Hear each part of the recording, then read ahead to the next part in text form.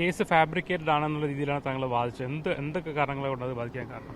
ഒന്നാമതായിട്ട് ഈ കേസ് എടുക്കാൻ വൈകിയത് 11:45 മണി സമയത്ത് പോലീസ് സ്റ്റേഷന് നേരെ എതിർവശത്തുള്ള ഒരു കോമ്പൗണ്ടിൽ നടന്ന സംഭവത്തിന് കേസെടുക്കണം 4:45. 4:45 കേസെടുക്കുന്നതിൻ്റെ 3:30 മണിക്ക് ഇതൊക്കെ റിപ്പോർട്ട് ചെയ്തു എന്നും പറയണം. അപ്പോഴും കേസെടുത്തിട്ടില്ല.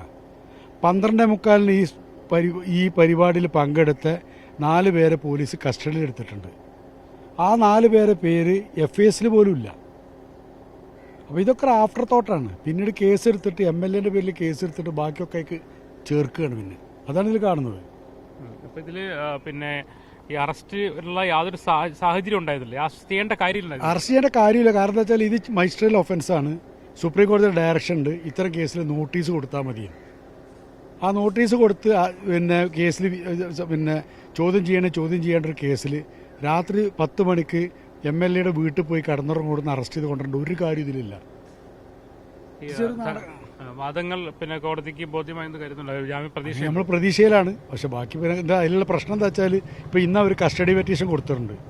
സ്വാഭാവികമായിട്ടും കോടതിക്ക് കസ്റ്റഡി പെറ്റീഷൻ റിജക്റ്റ് ചെയ്യാൻ അങ്ങനെയാണ് സാധിക്കില്ല. പക്ഷെ ഇതിൽ കസ്റ്റഡി ചോദിക്കുന്നത് മറ്റു പ്രതികളെ കണ്ടെത്താനാണ്.